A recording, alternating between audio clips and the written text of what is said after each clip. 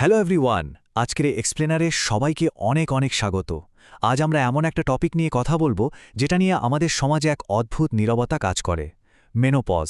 হ্যাঁ, একদম স্বাভাবিক একটা বায়োলজিক্যাল চ্যাপ্টার, কিন্তু অহেতুক লজ্জার কারণে এটা নিয়ে অনেকেই মুখ খুলতে চান না। আজ আমরা সেই নীরবতা ভাঙব এবং এর পেছনের বিজ্ঞানটাকে খুব সহজভাবে জানব। তো চলুন এক নজরে দেখে নিই আজ আমরা ঠিক কি নিয়ে আলোচনা করতে যাচ্ছি। প্রথমে জানব এই স্বাভাবিক প্রক্রিয়াটি সম্পর্কে, এরপর এর প্রধান লক্ষণ, রোগ নির্ণয় পদ্ধতি, চিকিৎসা ও জটিলতা এবং সবশেষে সুস্থ জীবনযাপনের উপায় নিয়ে কথা বলবো। 2 কোটি, একটু ভাবুন তো সংখ্যাটা। অবিশ্বাস্য মনে হলেও শুধুমাত্র বাংলাদেশেই বর্তমানে 2 কোটিরও বেশি নারী মেনোপজাল বা পোস্ট মেনোপজাল স্টেজে আছেন। বিশাল একটা সংখ্যা, তাই না? কিন্তু দুঃখের বিষয় হল সঠিক তথ্যের অভাবে অনেকেই এই শারীরিক ও মানসিক পরিবর্তনগুলো নীরবে সহ্য করে যান। আচ্ছা, প্রথমেই চলে যাচ্ছি আমাদের 1 নম্বর পর্বে, একটি স্বাভাবিক প্রক্রিয়া। শুরুতেই একটা বড় ভ্রান্ত ধারণা ক্লিয়ার করা যাক। মেনোপজ কিন্তু কোনো অসুখ নয়, এটা জীবনের খুব স্বাভাবিক একটা ট্রানজিশন। ব্যাপারটা আসলে কি? সহজ কথায়, ওভারি বা ডিম্বাশয় থেকে যখন ইস্ট্রোজেন আর প্রোজেস্টেরন হরমোন আসা কমে যায়, তখন ওভিউলেশন বন্ধ হয়ে যায়। আর এর ফলে যখন টানা 12 মাস মাসিক বা পিরিয়ড বন্ধ থাকে, ঠিক সেই সময়টাকেই ক্লিনিক্যালি মেনোপজ বলা হয়। এখন যে বিষয়টা নিয়ে কথা বলবো সেটা বেশ ইন্টারেস্টিং।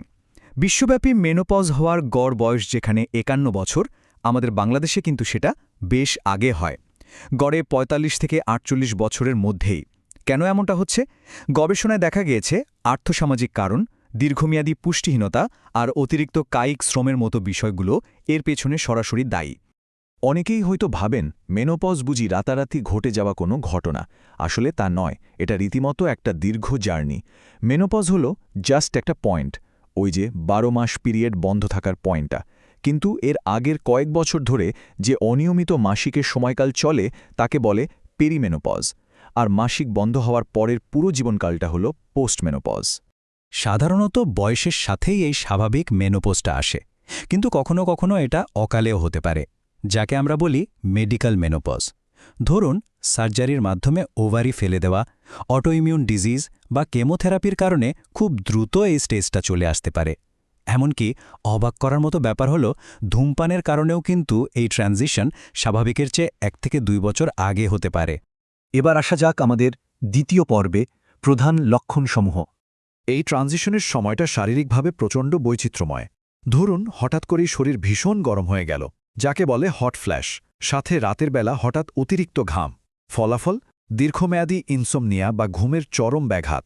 এর পাশাপাশি মেটাবলিজম কমে গিয়ে পেটের চারপাশে মেদ জমা, চুল পড়া কিংবা জয়েন্ট পেনের মতো সমস্যাগুলো দৈনন্দিন জীবনকে বেশ চ্যালেঞ্জিং করে তোলে। এবার এমন একটা লক্ষণ নিয়ে কথা বলবো যেটা নিয়ে অনেকেই কথা বলতে রীতিমতো সংকোচ বোধ করেন। মেডিকেলের ভাষায় একে বলে জিএসএম বা জেনিটোরিউনারি সিন্ড্রোম অফ মেনোপজ। ইস্ট্রোজেন কমে যাওয়ায় যোনিপথের টিস্যু পাতলা হয়ে যায়, তীব্র শুষ্কতা দেখা দেয়, শারীরিক মিলনের সময় ব্যথা হয় বা বারবার ইউরিনারি ট্র্যাক্ট ইনফেকশন হতে পারে। দেখুন, এটা লুকানোর কিছু নেই, এটা পুরোপুরি একটা বায়োলজিক্যাল পরিবর্তন। আর হ্যাঁ, এর প্রভাব শুধু শরীরেই সীমাবদ্ধ থাকে না, মনের উপরও কিন্তু এর বড়সড় ধাক্কা লাগে। ইস্ট্রোজেন লেভেল কমে গেলে আমাদের ব্রেনের সেরোটোনিন আর ডোপামাইন হরমোনের ব্যালেন্স একদম নষ্ট হয়ে যায়। আর ঠিক এই কারণে হুটহাট মুড সুইং, কথা বলতে গিয়ে শব্দ ভুলে যাওয়া বা মেমোরি ফগ, অকারণ উদ্বেগ, এমনকি ক্লিনিক্যাল ডিপ্রেশনের মতো সমস্যাগুলো দেখা দেয়। চলুন এবার চলে যাই তৃতীয় পর্বে, রোগ নির্ণয় পদ্ধতি।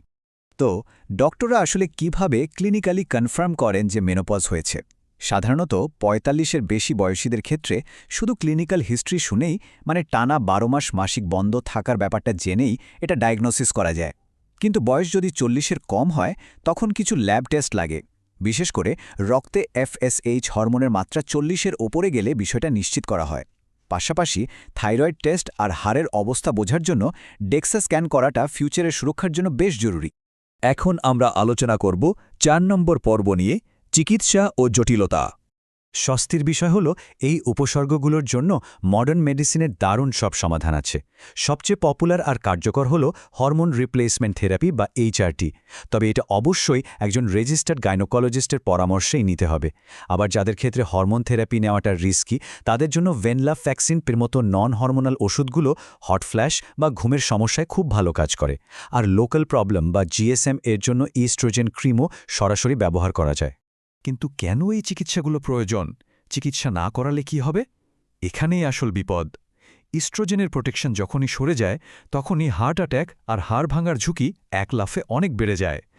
বিশেষ করে আমাদের দেশের প্রেক্ষাপটে, যেখানে ক্যালসিয়ামের ঘাটতি খুব কমন, সেখানে অস্টিওপোরোসিস বা হাড় ক্ষয়ের মতো রোগ রীতিমতো নীরব ঘাতক হয়ে দাঁড়ায়।